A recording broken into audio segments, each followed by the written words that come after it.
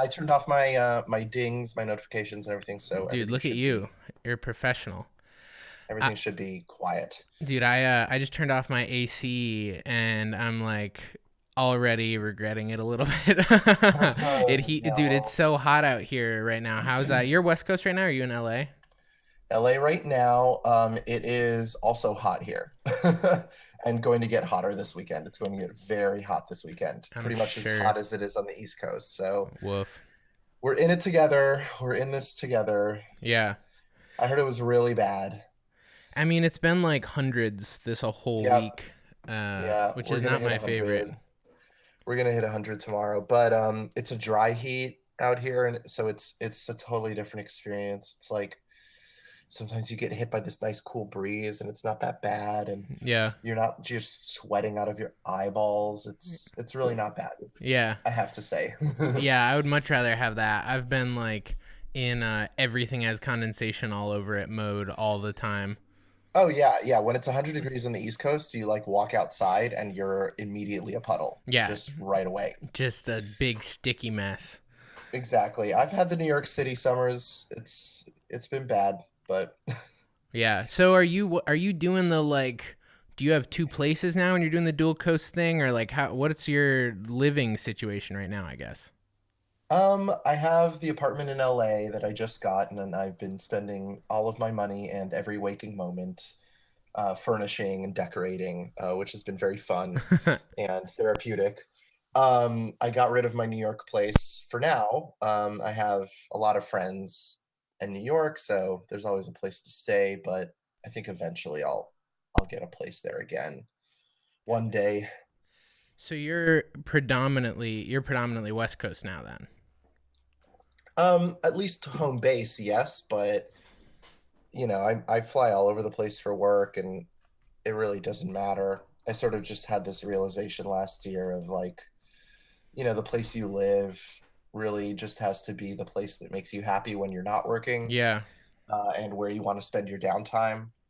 Uh, because the work is all over the place, and I still fly back to New York for work all the time. Yeah. So Well, so I'd be yeah, it's curious really not an issue. I'd be curious your thoughts on that because I honestly, and this is sort of, I guess, my perception versus reality, but like, because I've thought about going out to LA a few times, and I sort of Yeah. feel like for me, the tension right now is like, well, I could go to LA and like quadruple my cost of living and take a 30% hit on my rate for all local work and I'm like I don't really see the upside outside of like obviously there's a value in just being in it with people and like it's easy to go get lunch with producers and directors and just be around the scene, but from an actual like living perspective for me right now, it's like, well, if I'm flying for work all the time anyway, like I might as well just live somewhere that's like relatively accessible to an airport. Like I can hit Boston and New York.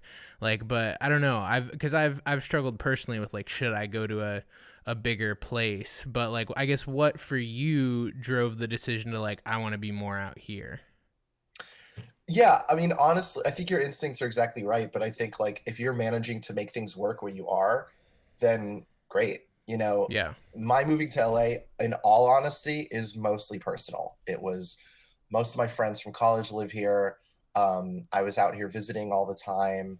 I just prefer the weather and prefer the lifestyle and Yeah. prefer the just the vibe. So that's what it goes back to what I was saying of just like, where do you want to spend your downtime? It's not Yeah. even necessarily sure. I mean, it has obvious advantages from a work standpoint, like you said, like just being able to meet people. But I was doing that anyway. I mean, I would come out to LA every couple of months to do rounds of meetings with directors. So like being here versus coming to visit here and doing that same legwork, that same networking work wasn't really making a huge difference. Yeah. It really just became more a decision of like, where do I want to be and who do I want to be with? And, New York has been great. I lived there for 8 years, and I obviously still have a lot of friends there. And it was tough to leave in that regard. But from a weather and lifestyle and city intensity perspective, it was an easy choice. I had just sort of gone through one too many East Coast winters, I think, Yeah. and it Dude, I just all empathize hit with me at that. once. I just, I find that kind of weather and that kind of, how things get in the winter genuinely affects my disposition and mood, and like it affects my attitude when I go into work. Like if I get a project in January or February and I have to trudge through the slush to get to the subway, to be delayed and show up like disgusting to set, it makes me feel bad and it affects Yeah. my work. So I don't know. I think it was just really getting to me after 8 years, and that was honestly the main deciding factor. Luckily, I wasn't just moving here blind because, like I mentioned, like I have a lot of friends out here. I spent a lot of time out here over the last 3 years. I had a big network out here. My agency's out here, et cetera, et cetera, et cetera. So, like, I already had a little world already built up. Yeah. So it wasn't just like moving blind and starting from scratch, Totally. which is something I thought about like right after school and had a few friends who did, but I saw how hard that was to move out here without that kind of support system and just start over is really hard. And I didn't want to do that. Yeah, totally. So it took a few years, but eventually we made the jump. Yeah, that makes sense, dude. I mean, I definitely like I hadn't even considered how much. I mean, I'm sort of super over New England winters too. I've lived in upstate New York, Massachusetts, and Connecticut my whole life, and so it's Mm, like I'm so okay with never seeing snow again. yeah, I feel for that. I But it's feel that. also like I feel like New York is almost like extra rough. You know, like there's a certain kind of rough that comes Mm. with like shoveling your driveway and going to stuff, but like when it's a lot of public transportation and stuff too, I feel like it's almost even more annoying. In a I way. completely agree. I mean, the advantage of, because I grew up as a kid on the East Coast as well, so I have vivid memories of, my dad or mom or myself as well shoveling the driveway and doing that whole kind of suburban East Coast winter struggle. But the advantage of that is obviously like you hop in your car from your front door, you crank up the heat, and you can manage. Yeah. But living in New York, there is a lot of trudging through slush. There's a lot of yeah, dealing with like subway stations that are just dripping melted snow water on your head. There's a lot of walking through blizzards that I've done over the years, just because like sometimes you gotta go out, Yeah. and people when that kind of weather is part of the norm, you know they don't shut everything down. It's like life goes on. So Yeah. yeah, it could get really annoying, and obviously, winters have been getting worse, and things are all over the place with what the weather and climate change and stuff. So it's not really helping that hurricanes are slamming into New York and New England now, and all sorts of crazy shenanigans. So Yeah, dude, for sure. yeah. So how's like the last, I don't know, last like month or two been for you? What have you been up to lately? Last month or two have been pretty good. I had a bit of a slower start to the year. Like I had a good January, and then February, March were like kind of creepy and crawling through, managing to get to the other side of that for whatever reason. Just the way that the industry works, like in random ebbs and flows that you can't predict. But last couple months were good. Had a number of commercial jobs.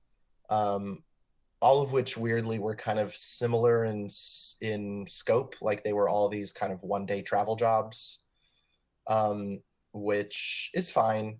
I like the travel aspect of it, but doing 1 day shoots can get annoying after a certain amount of time. You kind of itch for those, like, I just want to book a bigger campaign so that I can really dig deep into something and I don't know, put all of this, you do the same amount of prep work for a 1 day shoot versus a 5 day shoot. So it's like, I'd like to do the prep work and do the scouting and everything, and then actually dig your heels into a project for more than just 1 day, Yeah. and actually have the time to execute everything that you and the director want to execute. So 1 day shoots can be challenging, but I understand that, I don't know, everybody's kind of feeling the squeeze these days. So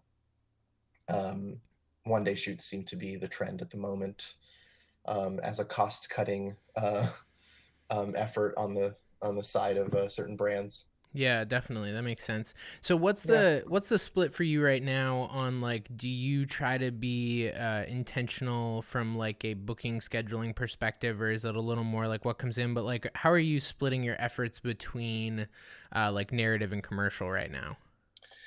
Um, I've sort of doubled down my narrative focus on features, which has become a much more kind of long-term thing. So my day-to-day, week-to-week, month-to-month is really pretty much entirely focused on commercials and the occasional music video that comes up. And narrative has taken a more long-term approach. I am shooting a narrative feature this fall, which is exciting. So that's coming up really soon, and we're sort of doing some background work on that in the meantime before official prep starts. But yeah, that's basically been the split. And when the feature comes along, that'll be the focus, and then it'll just be back to commercials, and we'll just keep the balance going that way. The features is something I really am trying to and starting to be a lot more picky about and a lot more selective about spending the time and picking the right project and not just jumping into something. So yeah. Yeah, that's awesome.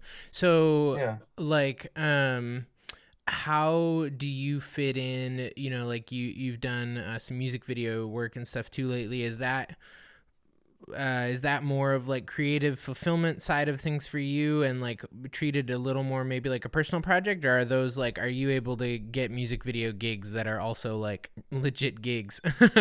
Yeah, my music video work at the moment is definitely in the passion project territory. Um, I've only done a handful that I feel proud enough to share, and those ones are were definitely passion projects. Yeah. But definitely, yeah, very creatively fulfilling, great relationship building with directors, and um, yeah, just I feel the most satisfied about the work I've done on some music videos in the past creatively. So that's been an outlet for that. I would certainly like to leverage that into more legit music video work, but that hasn't happened yet, and you can only do so much to force that. So Yeah. we're Yeah. open to it, but we'll see what happens. Totally. I mean, that makes sense, dude. And Yeah. that's sort of the way that I have. I feel like I started off like early in my career trying to like make music industry work a thing. And I sort Yeah. of, after a while, sort of swore off it because of enough bad experiences. And then now I've come back to it, but I just go into it as like this is just something to do for fun and, you know, to build a relationship and to make something cool together. Cause yeah, I mean, I think people who aren't in that circle would be surprised to know like how many really big music videos are sort of like a lot of people just having fun together and no one's making bank on them, you know? Oh, absolutely. Yeah, even major artists are like the budgets are still pretty small. I mean, there's maybe like a small handful of Billboard Top 100 artists that command like genuinely big budgets for music videos, but creatively those ones are usually kind of like a little more on the lame side. Like, Yeah. it's just like shooting an artist in three different like sets doing a choreographed routine, which is Mm-hmm. fine, but not necessarily what I personally find to be the most interesting music video expression. But those are the ones with the big budgets that are really more like a gig, which I suppose would still be nice, but I'm really more interested in the more kind of experimental artsy side. I mean, honestly, music videos are really one of the original reasons I even got into filmmaking in the first place. When the director's label music video collections came out on DVD in like the mid 2000s, it was like Spike Jonze, Michelle Gondry, and Chris Cunningham, and then they released four more collections. And that was really like right when I was just starting high school and really starting to figure out that I wanted to make films as a living. Yeah. And I really fell in love with music videos in that form of expression and realizing that that was something that could be like a career. And then again, this was maybe 2003. So like a few years later, YouTube came out and the bottom fell out of the music video world completely.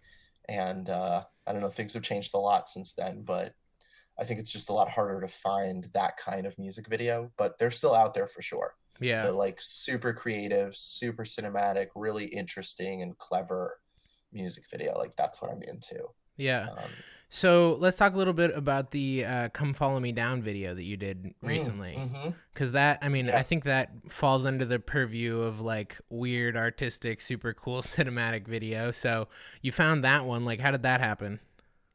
that video came to me through the director Griffin, who I did a music video with last year called Good Hurt.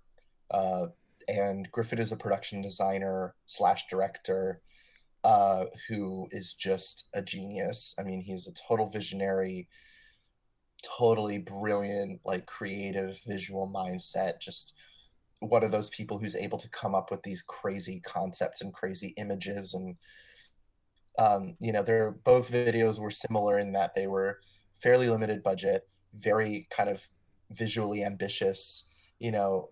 Again, Griffin being that type of creative person, like will come up with ideas, and then we won't necessarily know exactly how we're going to execute them when we first hear about them, but that's part of the fun challenge is drilling down and figuring out like, okay, cool. So, we want to film a video in a like burnt out, dilapidated, like industrial looking church with nuns like burning books and preachers like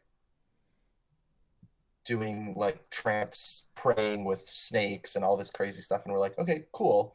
um Now we need to actually like break this down and figure out how we do that. Yeah. But it worked out. I think we managed to get all the pieces, all the different visual cues and different pieces uh that were pitched, that were designed, and yeah, I think it turned out pretty cool. Definitely, dude. So like for you guys, and I guess if there's a point where you feel like we're digging too much into stuff, you can always opt out of it. But like Mm. for like a piece like that, are you guys starting from like a, sort of what you were saying, almost like a here's a few iconic visuals we would love to hit perspective, or is it like a here's the message of the song perspective, or like how are you actually structuring, sort of like what are we gonna do and how are we gonna do it for a piece like that? Well, yeah, I mean, basically Griffin comes up with the treatment, he sent me the treatment that was already written out with the song, and the treatment was still in the stage of it being very, I don't want to say wishy-washy, but certainly very like non-specific. It was sort Yeah. of just, here's the imagery and here's the sort of rough storyline, but it wasn't very specific in terms of, we'll have this setup and this setup and this setup and this setup. So it's very much kind of broad strokes, a lot of reference images from all sorts of fashion things and other crazy sources. And um, the idea was definitely something he came up with as some sort of interpretation of the song and its vibe. And then from there, it becomes a matter of like, okay, and this is definitely, a nugget of advice that I would happily dispense as like, you can print this and frame it, is that when it comes to this kind of music video, the location casting is like 95% of the work, is finding the location that will serve your purpose and really elevate the video. Because without that, nothing else basically once you find that, everything else falls into place. Yeah. So that was certainly the case with the last video I did with Griffin, that we ended up shooting in this like old um manor home in Yonkers that a lot of people shoot in. It's like a filming location, but it was perfect for what we needed, and it was exactly what we were looking for. And on this one, it was very much the same. We had looked on location scouting websites at a number of industrial spaces and ended up landing on this one in Paterson, New Jersey, called Art Factory, which also is a very common shooting location for mostly for fashion editorials and photo shoots. And they have a lot of different spaces, a lot of different looks, and we were kind of going through their catacomb, like blown out old factory areas that were really industrial and dilapidated. And the minute we found the spaces, we go on a little prelim scout just to scope out the location and see if it would work for us. This is like before the tech scout, so this was just myself, Griffin, and the producer, and it was great. I mean, once you get into the space, once you cast the space, it then becomes really easy to go back to the treatment and start breaking it down literally into, okay, so we have these spaces and we have these images. Now let's like start really figuring out where we want this to take place, where we want this to take place. How do we set this scene up? And really doing that while in the location and letting the location dictate a lot of, you know, the specificity of the creative. And then after that, once you have the location down, it's so much easier to shot list.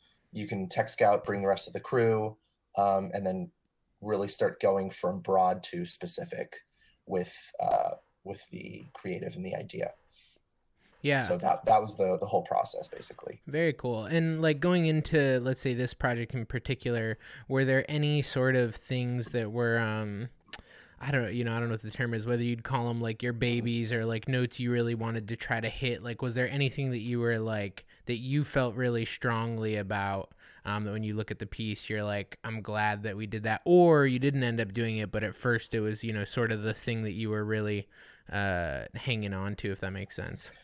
Yeah, I mean, honestly, with a project like this, especially, and with a director like Griffin, I'm sort of really just going off of his lead, because he has such a strong vision for it, and really knows what he wants. So we pretty much shot. I mean, once we figured out exactly what we were going to shoot, we pretty much shot all of it. We didn't cut anything.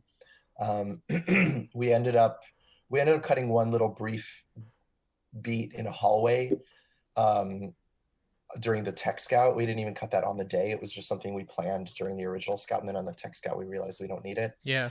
But on the actual day, we pretty much shot everything we planned. And you know, I think the nun setup was definitely both of our favorites going in, and I think also our favorite end result. Definitely. So yeah, that was pretty much it. I Very kind of cool. go off of his lead, like whatever he's really, you know, stuck on and wants to drill down on, I will want to give to him. Yeah. It's just it's a really great relationship, and it's really helpful. You know, as DPs, it's like, this is something I'm sure you've encountered that like is sometimes just out of your hands, is working with a director who really has a strong vision and knows what they want and knows what to focus on. And sometimes the DP has to step into that leadership role a little bit and guide the director's focus. But that's not the case with Griffin. So it just makes my job really easy, because I just follow his lead. And, you know, when he wants to focus on something, I'm like, cool, great. We're going to drill down. We're going to make this look awesome. I can take the time to really make sure this looks as good as it can and as creative as it can. And then we just do it. Yeah. What did your team look like on that one? As with most low budget projects, the team was pretty minimal. I had a first AC, second AC, who was also moonlighting as the media manager, obviously, and and then on grip side, on lighting and grip, I had a gaffer, key grip, and a swing. That was it. Cool. And what was the what was like the lighting package like? Oh man, we had, let's see, you're gonna laugh because it was like nothing. We had a Joker 800 with a Lico adapter. We had a light mat, and we had 4 quasar tubes, and that was it. Did you have any like frames or like big diffs or anything?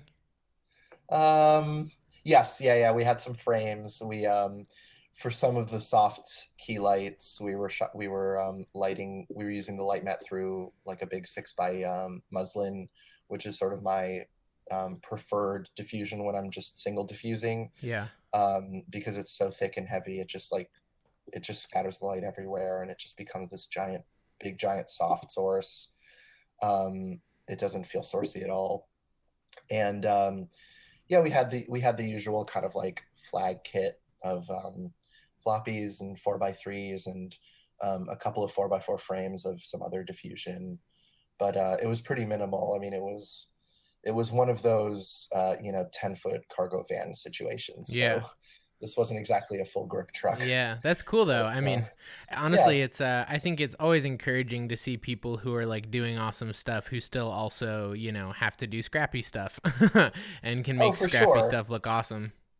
Well, and look, I mean, it was also by design. Like going into it creatively, the reference images that we were looking at, Griffin and I knew from the start that uh, the visual style, the lighting style was going to be super minimal. Mm, And we were going to, part of our location casting, part of our, looking for the locations was finding a location that had lighting that would work for us kind of already built in some cases. yeah. So in the nunnery, that's all natural light. That room is unlit. And in the other spaces that are more interior, we were pretty much just putting up like one light, single practicals that are in frame. I mean, the creative and visual style and the budget both kind of fed into the lighting package. Yeah. So it's like we need a small scrappy lighting package for budget reasons, but also creatively this is what we want. Yeah. So it ends up working together. And I think that's where people get tripped up sometimes, is like biting off more than they can chew creatively and not being able to afford the tools that they need to execute that. That's where you start running into trouble. But if Right. you build that into the original look or the original creative, then it's all good. It's obviously still a struggle. Like sometimes you end up, in a situation where you want let's say 4 quasar tubes, and the producer comes back and is like, oh, we're really still over on the lighting budget, like can we cut one of these? And you really have to start figuring out if you can make that work. But in the end it all works out. Yeah, totally. Well, and I think something sort of to what you were saying earlier that I always feel strongly about, especially in these kinds of shoots, is like, I think you're totally right in that, like, you can get away with not having a bunch of crazy stuff if you do the prep work right and like pick a good location, schedule things well. And so there are a lot of times that like I would gladly trade gear for control a little bit, like let me get my hands in this a little bit on like where are we gonna be, when are we gonna be there, and if it's a shoot where it's like, okay, you have no control, you're gonna show up to locations you haven't seen and you got to shoot like high key commercial look, then it's like just throw enough stuff on the truck and we'll make it happen. But when it's this kind Yes, of thing, 100%. then it's like I don't need a ton of stuff. I just need, right times, right places, and the little kicks and stuff that I need to really kick it up. But I don't need a million things. Exactly. It was sorry, 5 people. You can cut out the my throat clears, Yeah, Evan, yeah, if you yeah. want to. Matt will be on top of that.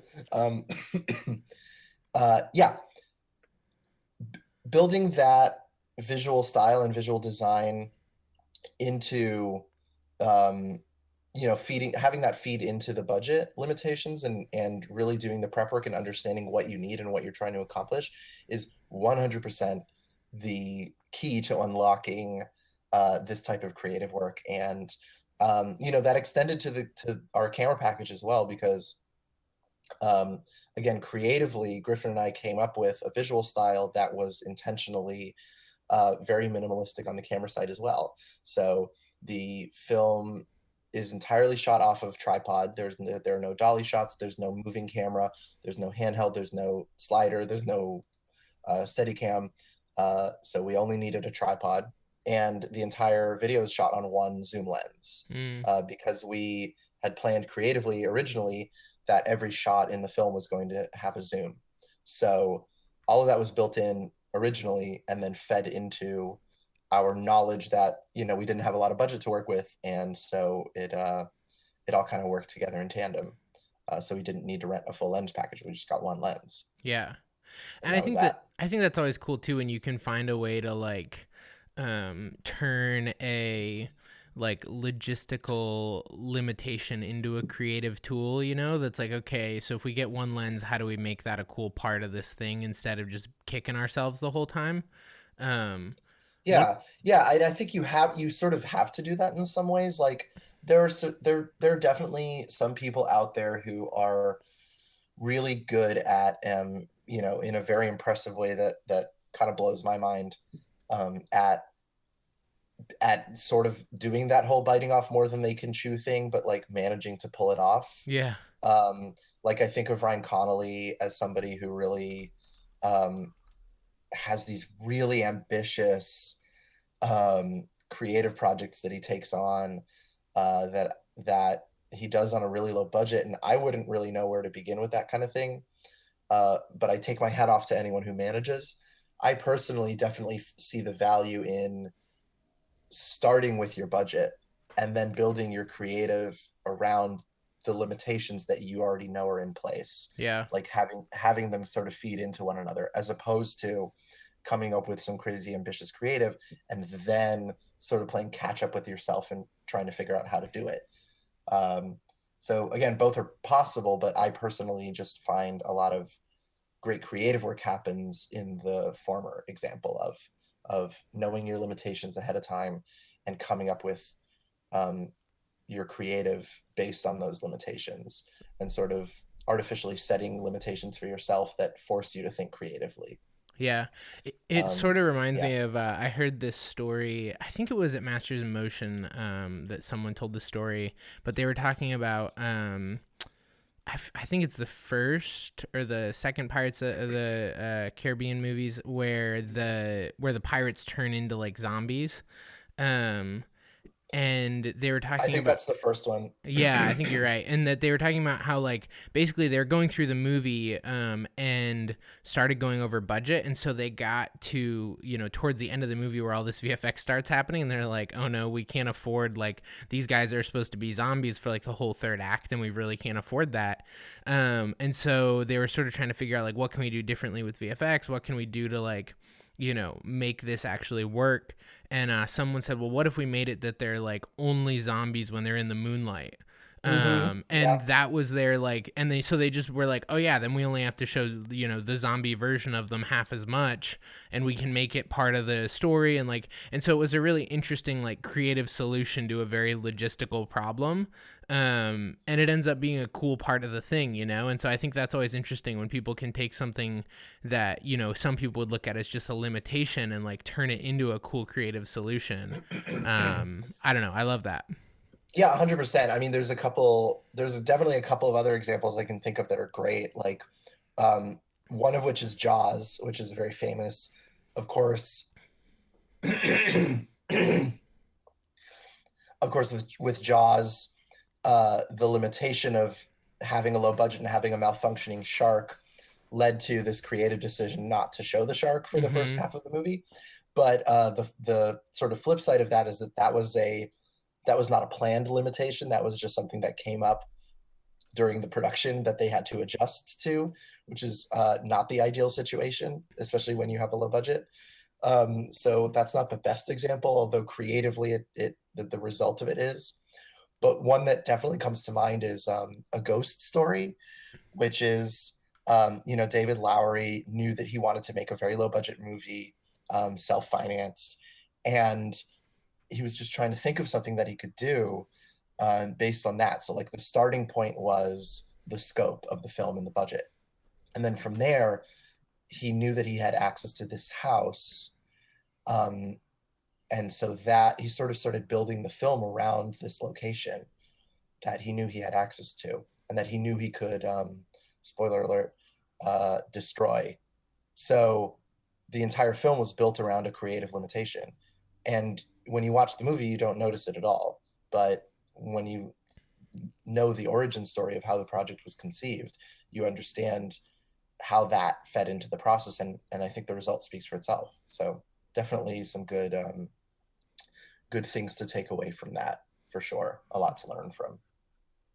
Totally. And I think it's something that, like, to me, the other thing that it sticks out is, like, for me right now, I've been thinking a lot about personal projects. And I feel like sometimes I get too caught up in, like, all the crazy things that I'd like to do and using a personal project for that. And I've really, like, the last week or so, just been thinking a lot about, like, what are the things around me that I can just go make something on, and partner up with some people and make a cool thing. And I think that oftentimes it's easy to just like vision cast all the stuff we'd like to do and then not do anything. Yeah, And so I think sort of for me, it's helpful to just like see other people working within limitations and then go, okay, like for me, it's like I have an Amira and a set of Vista Primes and a lighting package in my house all the time. Like there's literally no excuse for me to not make something that I care about. I just have to go out and pick something.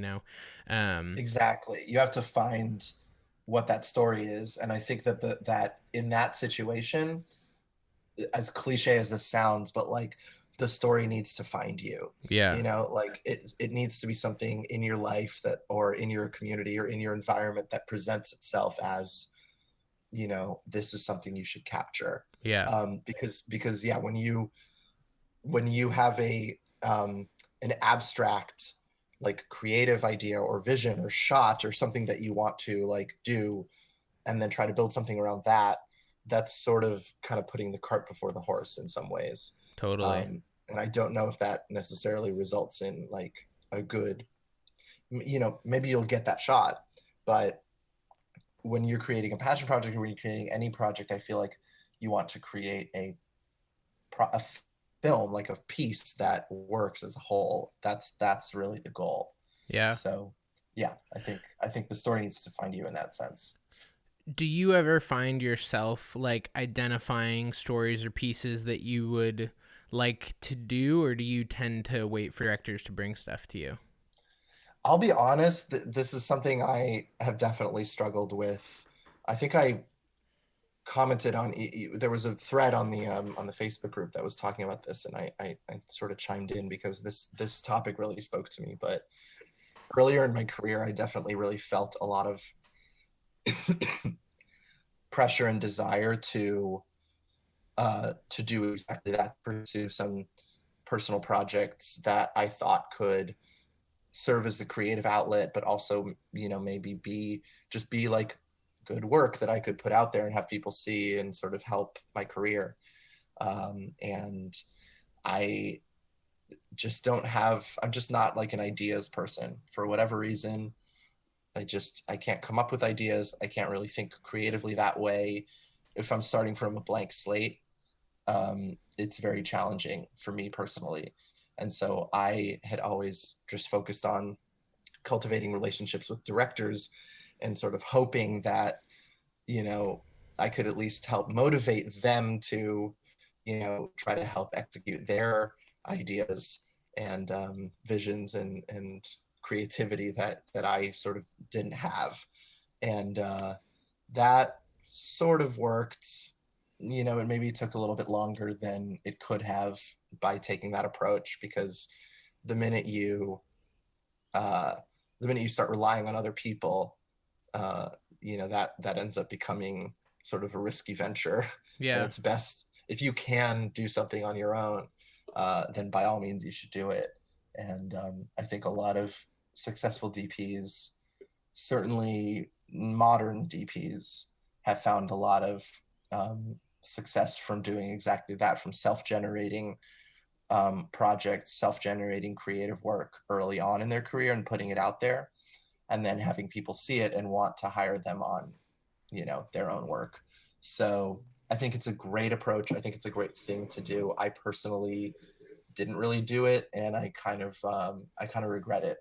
So Yeah. take from that what you will. Yeah, no, that makes sense. I mean, I totally empathize too, though, with like, I always feel like I'm a better idea reviser than idea creator as well. Yes, that's exactly how I feel. Yeah. And so it's like if you don't have an initial thing, like one of my favorite personal projects I ever did, I sort of I directed it and shot it technically, but it was within the context of like it was a music thing where they still already had a brief.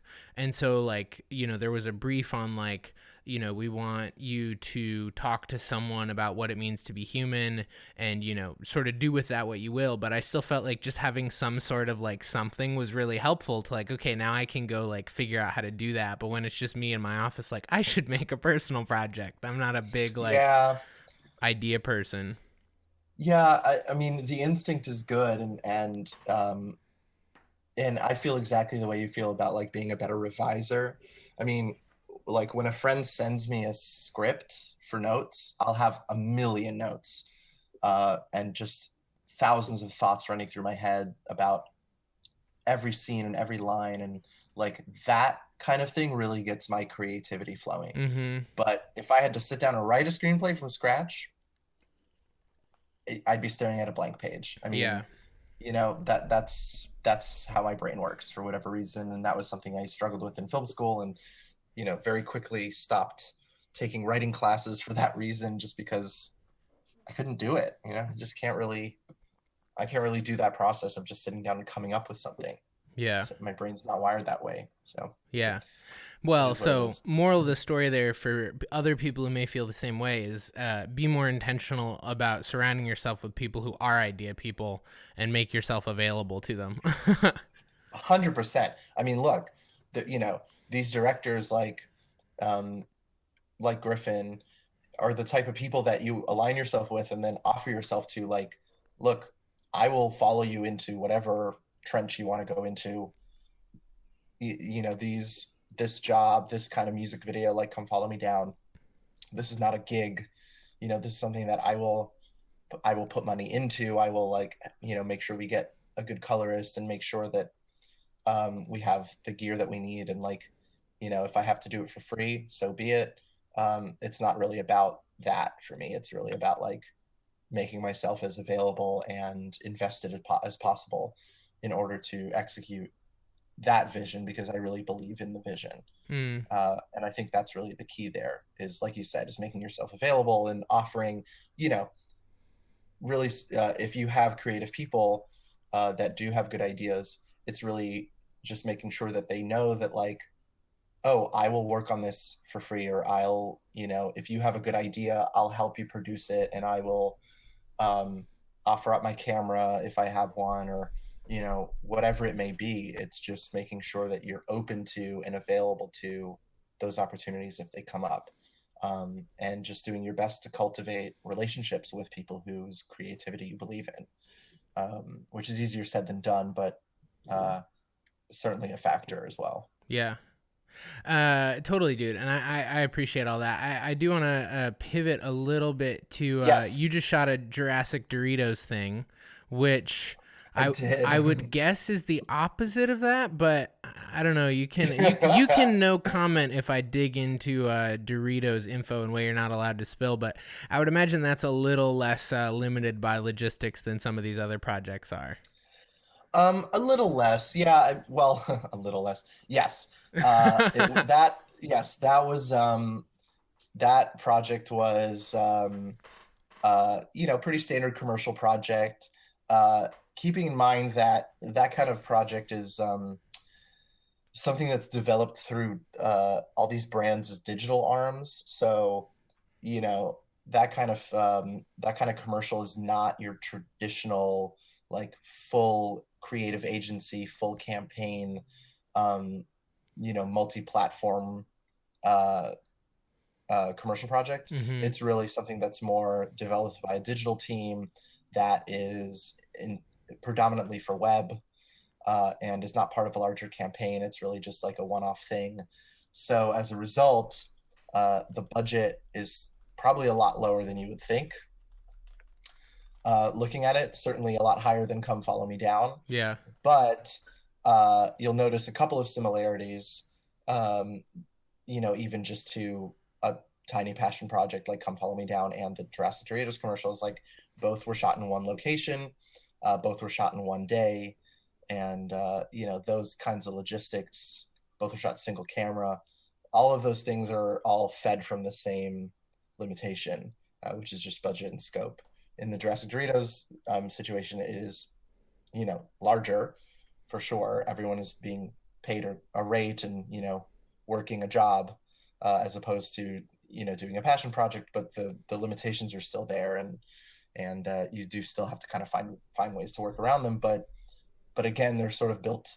The budget belies some of the creative choices, like shooting in one location and having the script take place in one location, and so forth. So Totally. S- more limitations than you might think. Yeah. Did that one come through, like, how does that job come to you? Is that through your agent? Is that through a relationship with a director? The specific lineage of that one is that earlier this year, I had done a project with a production company actually that I had connected with in New York, that we were looking for a project to work on together, and they had brought in a third party, just a freelance producer, to produce that project, and that was something for NBA tickets that I think I shared some frames from it on Instagram. I don't have the full piece, and it might be on my Vimeo. It's not on my website, but anyway, that was a few months ago, and the producers for the Jurassic Doritos piece are the same producers from that project, so they brought me onto this one, and yeah, just your classic networking word of mouth type situation. Very cool. Yeah. So, I mean, it seems pretty contained. I feel like I've seen like one alt cut, but there aren't like a bunch of cuts of this, are there? No, no, there's the sort of client version, which is what you would have seen on the Doritos um, Twitter page or Instagram. And then the director did a director's cut, which is really not that different. Um, the main difference is the color grade, which also isn't hugely different. Really, we just cranked the. I thought the agency colorist did a decent job actually, uh, but we for the director's cut we cranked the saturation and brightness down 40% pretty much. Gotcha. um, yeah, we were really going for a, Jurassic Park obviously vibe, and there we had reference images from Westworld, and it was definitely this sort of, you know darker, moodier, slicker, like industrial looking laboratory, and the client cut was very saturated. Yeah. It was so saturated. So that was really our one peeve, but it's a pretty minor change, honestly. They overall they did a really great job with the colors. There's Yeah. just too much of Yeah, it. yeah, yeah. I was just trying to see if I could, cause I had watched the other one. Oh, I think is the director's cut the one that's on your Vimeo? Yeah, yeah. All the ones on my website and Vimeo are the director's cut. Okay, yeah. I mean it.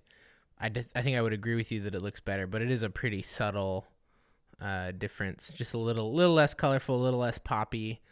Yeah, Um, I did have a yeah. question personally watching this, which was Hmm. like, so you have this intense practical beam going on in the background, Hmm. but the set doesn't feel hazy to me. Was that like an intentional thing, or is that just it is and you just don't notice it that much? No, that was by design. I mean, when you're using the DF50 hazer, who should really sponsor me, I think. I feel like I plug them every time. I don't own one. I have no connection to the company. It's just the best hazer. Um, the quality of that haze that it generates is kind of just does that. Like, it really just sits in place and it doesn't feel smoky. And so when you shine bright practicals through it, they really catch it. But if you don't, like, if you had a set that was just lit by a big soft light and you pumped it with haze, you probably wouldn't see it that much. Yeah, It's a very subtle effect. You really have to pierce it with like very hard and very bright beams of light in order for it to catch. But when it does, that's what it looks like. And so you end up getting that effect where you just get those really, really distinct beams of light.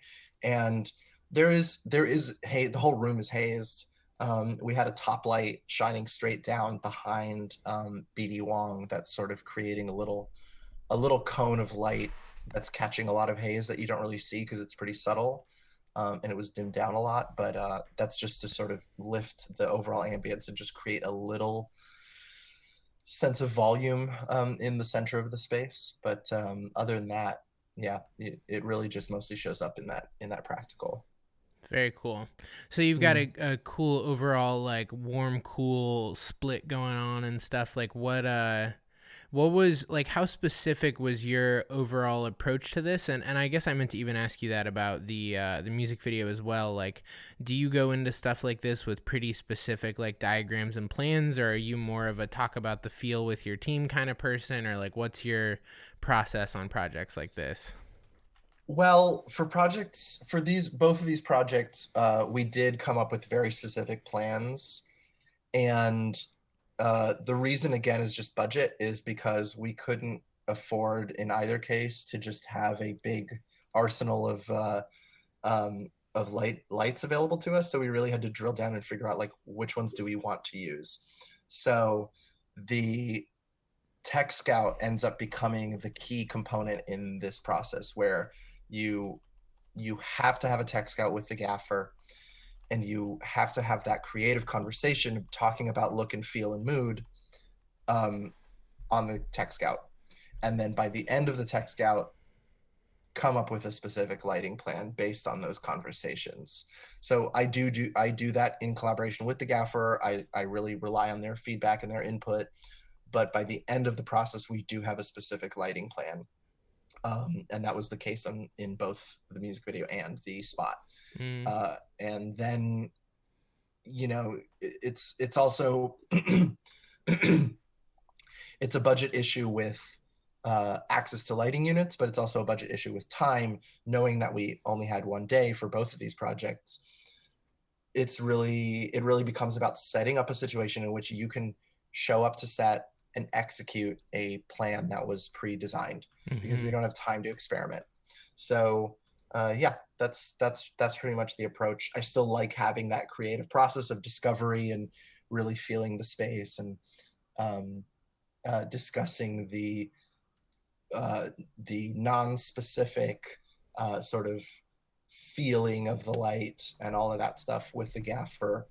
But that conversation and that process has to happen on the tech scout, not on the shoot day. Yeah, totally. And I think that's something that I think is what I felt like is one of the big shifts, sort of as jobs get bigger, and I guess there's more on the table. Is like sometimes you have room to play around, but like a large part of, I feel like, the job that I get hired for is having like a plan A that won't suck that we can put up right away, because like if you go in there and client or agency or whoever comes over to a monitor and goes like, ugh, you're like, this is not a good place to be at. So you got to be able to walk in and quickly sort of spool up something, and maybe there's some dialing in and tweaking if you have more time, but you got to come in sort of ready to rock in a situation like that. That's exactly right. And yeah, obviously on set things change, circumstances change. Yeah, a lot of people have a lot of opinions, especially on commercial projects. So you have to be able to be flexible in that regard, and make those kinds of adjustments. But it is very much good to have, yeah, what you said is exactly right. Have a really solid, really executable plan A, show up, start getting it up on its feet right off the bat. And, if you have to make any adjustments or improvisations from there, you, you at least have a really solid starting point. And that goes back to what we had said originally, is like with all of these projects, and I think this demonstrates that it applies to multiple budget tiers. It's just prep, prep, prep. It's like being prepared, um, doing the creative, as much of the creative work as you can in advance, and just coming in and executing and being open to whatever new circumstances come up. But you're able to be flexible with them because you have that solid plan already. Yeah. And I think it's something too that, like, for me personally, I feel like, as I've started to get more access to bigger tier projects lately, like, I'm Mm. sort of really thankful that I didn't get access to those things faster. And I feel like it's something I actually like want to tell people now, is like, just be comfortable like making whatever for a few years, because like those, I feel like you need all that under your belt almost to then, because like, when you're starting out, you're like prep what, like I just got to figure it out when I get there. And it's like, but once you have that like few years of experience to where you can look at something and like actually make a plan and see ideas and know what's going to work and know what's not going to work, like that just comes with time. And so if you hear people talk about prep and you're like, really know what that means. It's like you just don't have enough experience. Like I didn't have enough experience to know what real prep looked like, you know? And so I think just getting reps in almost, and like just go out and shoot stuff and take stills and shoot stuff and light things and have Yep. it look bad, Yep. and like just get those Yeah. reps in and all that on set time, especially on the jobs that are smaller jobs where you can afford to relight something or you can, you know, do whatever, so that then when you have a, you know, 6-figure commercial and 20 people looking at the monitor, you can like hit it pretty well on the first strike. You just need a lot of time under your belt before that. Exactly. It's all about the 10,000 hours. You know, that all feeds into it. The experience of being able to show up on a tech scout and come up with a lighting plan uh, based on the environment it's really the same process as you would if, like you said, you just had to show up to a shoot day and figure things out. It's the same process. It's just it happens a little bit earlier in the timeline. But it's all of those are skills. All of that is part of the same skill set that you hone and eventually perfect. Yeah. Yeah. And I think And I'm that's, not perfect at it either. We're yeah, all yeah. still learning, right? It's all part of the process. It's all part of the same process. Totally. Well, and I think it's one of those things that's like sometimes, you know, especially like I guess I would just say relative to me again, like early on, I'd like look at some of my own images and look at other people's images and be like, well, my, you know, I can sort of theoretically make a comparable image, so that's sort of where I should be. But I think you don't realize like the time constraints and the pressure and everything else. And it's like, you know, I don't know, like anyone can write a guitar solo if you give them a month. But like the difference between you and John Mayer is he can do it on stage immediately and have it be awesome every time, you know. And so like Totally. that's And what that's people not are something he paying was for. well, right. And that yes, he was born with an innate talent, but when he was I don't know, 18 years old or whatever, he was not able to do that. Like that comes with a long, long, long process of learning and perfecting and getting better to the point where you can improvise this amazing guitar solo on stage. But that's not just something that comes out of nowhere. It's something that comes out of the entire back catalog of every experience he's had, Yeah. you know? Yeah. Again, that's kind of like in Walk Hard, the Dewey Cox story. He's like, Dewey Cox has to think of his entire life before a performance. And Yeah. it's true. It's true. Yeah. Well, and I think it's the kind of thing too that like, you know, there's a big difference between like when you're doing a personal project with friends for no budget and you have a ton of control over everything and like you can make that look good. And when you're like on a commercial set and you make a plan and you come in, you execute it, and all of a sudden the agency goes like, actually, can we like flip this whole world? And they're like, you have 20 minutes to make a whole new plan that involves flipping this whole world. Like you got to be able to do that too, you know? And I think $100%.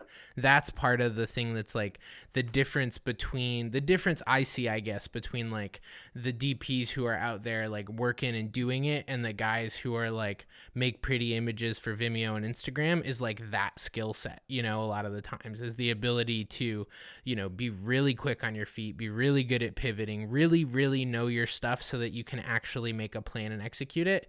But like you may be able to make good images and I may be able to make good images and whoever else, but like if you can't do that in the context of the job, then like you're not gonna get those jobs. Yeah, exactly. It's sort of the unglamorous part of the process that nobody really gets to see very often, Yeah. which is a shame because it's hard to learn from and it's hard to understand its importance um, without being exposed to that process. Yeah. But that's why I'm glad we're talking about Yeah, it because it really is, it's demystifying. I think it's important to demystify this idea that like some people just show up and are able to create these like flawless images and then share them on Instagram and then it's all good. It's like it's definitely a lot more complicated than that. definitely. And there's a big chunk of the process that you don't get to see. Yeah. Uh, So the last thing that I sort of wanted to talk to you about, unless you have anything else, we can totally go down any of the rabbit trails. But I wanted to talk to you sort of a little bit about like Honestly, I'm just always like super jealous of your Panavision relationship. But I feel like a Mm. lot of people probably are. And so, like, I guess, like, what does that look like? And for people who are interested in like developing those relationships, like doing that kind of thing more, like, do you have any recommendations on like how to go about that and stuff? Because I think there are a lot of people who, sort of fit the stereotypical, like, we all want to shoot Panavision glass and post about it on our stories, but also like from a literal, like, building a relationship that then allows you to do things in your career and have access to the tools you want. Like, how do you go about that in an effective way without being, the next idiot asking for a favor who has no money every time and stuff? Like, how have you actually gone about developing that, if that makes sense? Right, right. Well, look, I am very eager to demystify this process from people because I get this comment a lot, and I think I think people sometimes overestimate how much. I'm gonna start that over. I think people overestimate sometimes how much these types of industry relationships are, like, sometimes feel a little insidery or feel like unreachable. I mean, I am somebody who my parents are software engineers. I have zero connections to the industry. I did not grow up in the US at all, much less in Los Angeles or New York. Um, these relationships are something that I, a total outsider, have managed to build up from scratch. And that alone should be a sign for anyone that, anybody can do that. And it's really with companies like Panavision and Company 3 and The Mill and Keslo and all these other Arri, all of these are companies that you can build relationships with directly because because they're all really business savvy in one common way that unifies them all, which is that they understand the value of investing in young talent in order to reap the benefits, further down the line. Mm-hmm. So these are all companies that I have found are very open, probably way more open than people realize, to working on low budget projects, to working on student films, to cultivating relationships early, with the knowledge that if they build a relationship with you, when you become an established DP, you'll come back to them and bring them the big projects. And that's certainly true. I mean, that's 100% what has happened with my Panavision relationship, with my Company 3 relationships, both of which were started when I was in film school, and just reaching out and making the connections, just on my own. I mean, with colorists, it's through Instagram a lot these days. Like, you can just strike up a friendship and a relationship with a colorist if you like their work on Instagram, and if they like your work and you want to bring a project to them that they can do, just on their free time or on their off hours or in between bigger projects, like, they can usually find a way to dedicate like an hour or two of unsupervised color, to do your project. Mm. And with Panavision, in the early stages of this relationship, when you're doing low budget projects, it's just being very clear and very communicative and open with them about, like, look, I understand what I'm asking for and I understand where my budget is. So, like, I will take what you can give me. It's really, it's all about just not overstepping the line. You can't, call up Panavision and then be like, hey, I have this low budget student film. So we'd like, C series anamorphics and 2 Alexa minis and all this stuff. Like, you have to be aware of what you're asking for and what you have to offer. Um, but really, more than anything, it's a personal connection. Mm-hmm. It's reaching out. It's, with there's a couple of different ways to do it. Like, if you have a friend or know somebody who does have that connection, they can intro you, and you can come in to do like a lens demo or something like that. All of the rental houses are usually more than willing and open to do that. And they have people on their staff that are dedicated to that kind of thing, of just Mm-hmm. bringing in new clients and doing a little lens demo. And, that doesn't really cost them anything. And meeting them at expos, at Cinegear, at NAB. All of these companies have people representatives at all of these different expos and different events and film festivals. And these are all places where you can interact with and talk to and connect with on a personal level with all these people and just start building that relationship. And then it's just being patient and understanding that it takes time, and understanding the nature of the relationship, and understanding that it's a quid pro quo, and there is sort of an unspoken agreement that, like, yeah, they'll help you out with a couple of low budget projects, but you also have to bring the goods at some point with commercial projects or stuff that pays the full rate. And yeah, that's how it goes. You just build it from there, and it takes time, but it's totally doable. Yeah.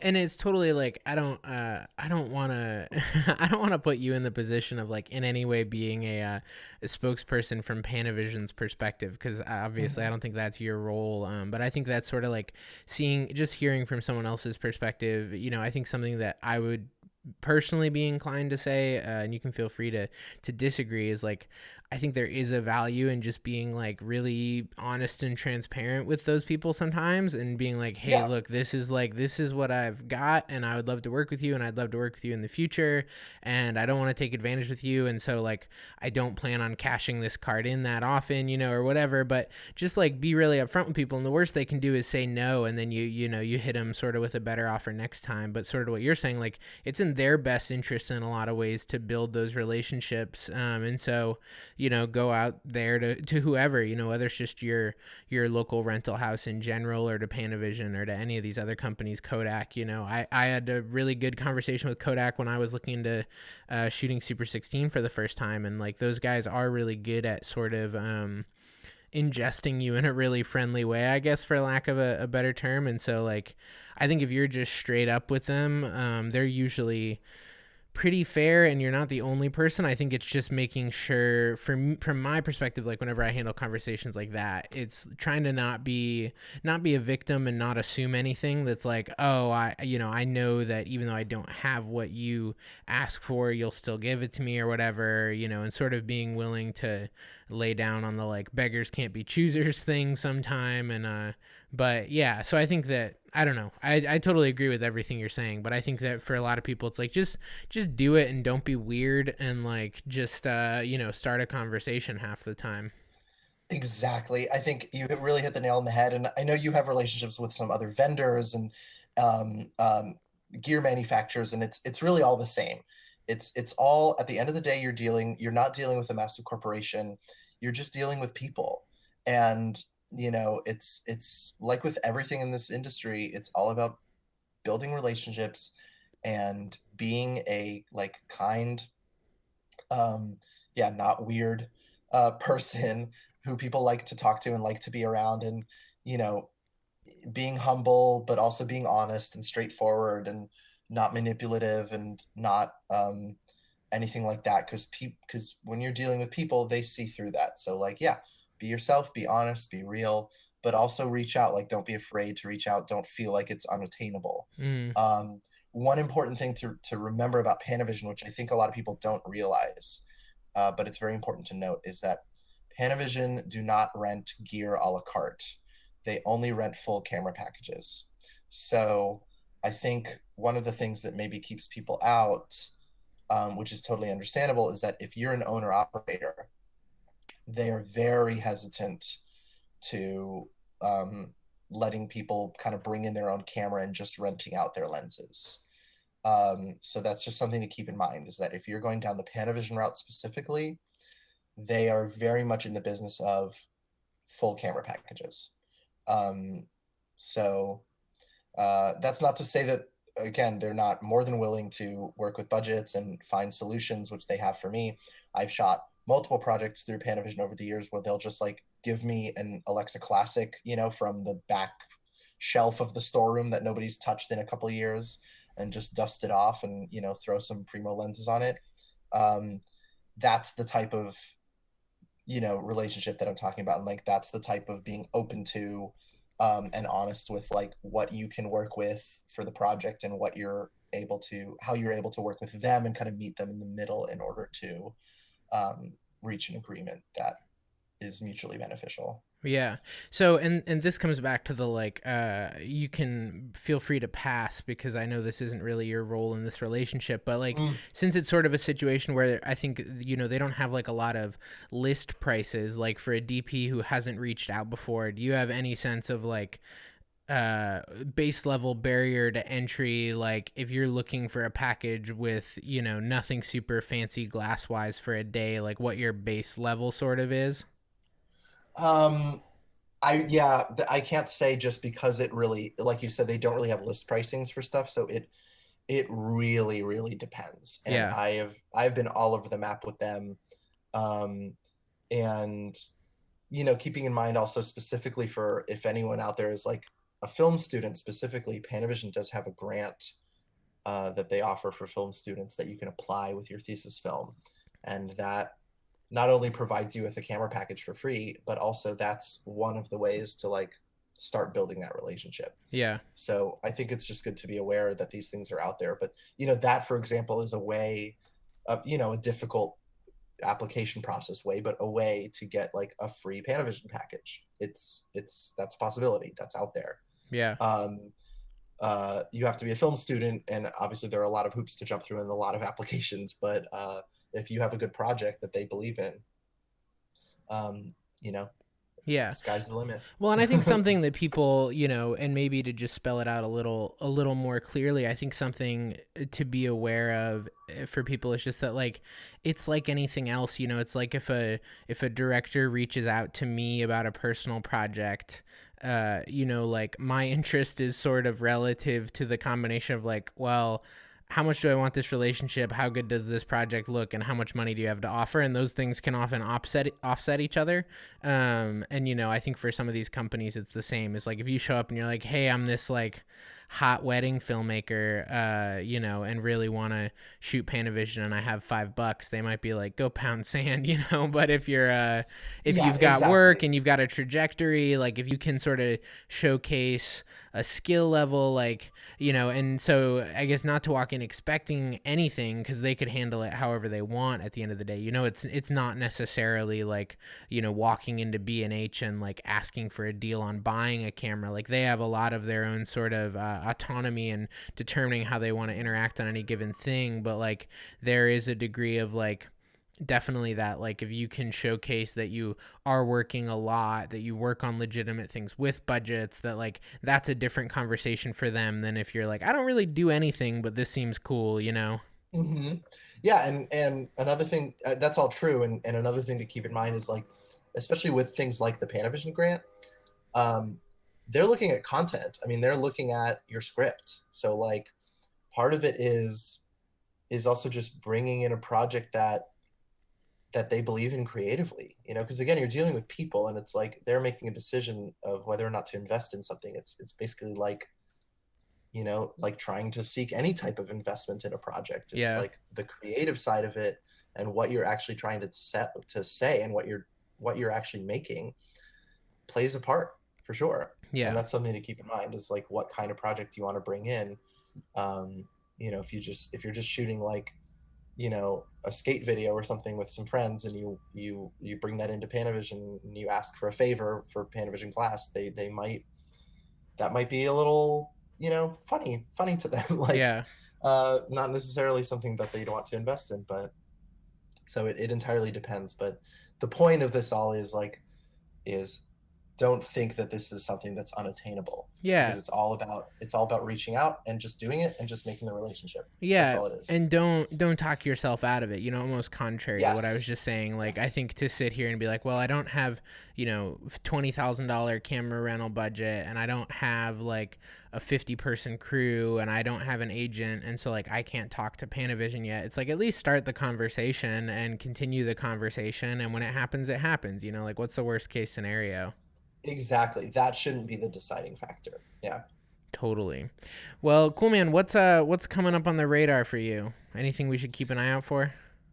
Well, I have another one day commercial next week up in Maine, so that should be fun. Gonna get some lobster. Nice. And then after that I'm diving into the feature. So that's gonna be a 2-month chunk. And then And then by that point it'll be October, so the year's basically over, and I'm already starting to think about 2019. So Yeah, dude, that's crazy. That's awesome uh, though. yeah, it's nice to have that kind of anchor in your schedule that it kind of alleviates some of the anxiety, Yeah, for sure. the Um, typical anxiety. for sure, man. So, last question is like based on this whole messed up conversation. if you had if you had to try and give one nugget of wisdom that you have learned recently or a long time ago for someone listening to this, what's your nug for us? um I think the one nugget, at least based on this conversation, this is just the first thing that's coming to mind because we talked about it, is like I can't stress enough how much choosing your location is everything for like any project, top to bottom. And I think a lot of times people neglect that or leave it last minute or come up with an idea and then try to find a location that matches that idea or do any um, variation of thing that is kind of putting the cart before the horse.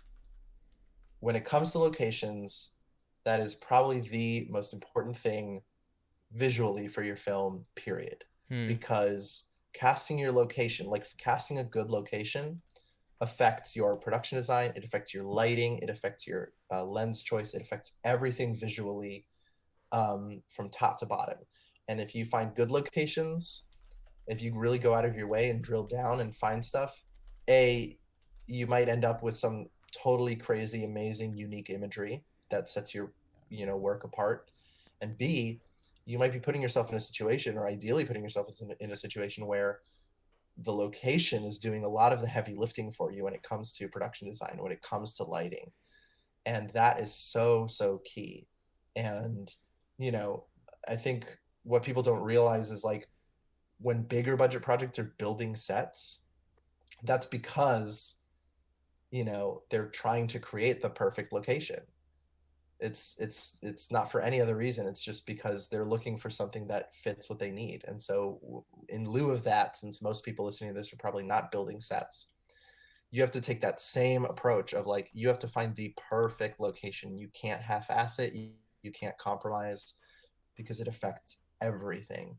And that's definitely something I've learned as I've done a couple of projects recently that have had amazing locations. Um, like how much of the work that really does to a project, and how much of the comments that I end up getting on the project are like, "Oh my god, this and this and this looks so great and looks so amazing." And then my answer to that, they're like, "How did you do it?" And my answer is always, "I didn't do anything here. Yeah. Like I set up the camera and captured it because Yeah. it's so great." And the analogy to that with on the directing side is like acting, is you're casting your actors and how important that is to your project. Like, you can't um you have to cast the right actors for a project. You can't just like cast anybody and just say, "Oh, well, I'll figure it out," or I'll direct them, you know, to a certain place so that they can nail the character. It's like, no. The reason you go through an audition process and figure out who the right person for the role is because you need to cast a person who can embody the role and can demonstrate that. And that same diligence and that same approach and the same results need to be applied to locations. Period. That's it. That's my biggest piece of advice.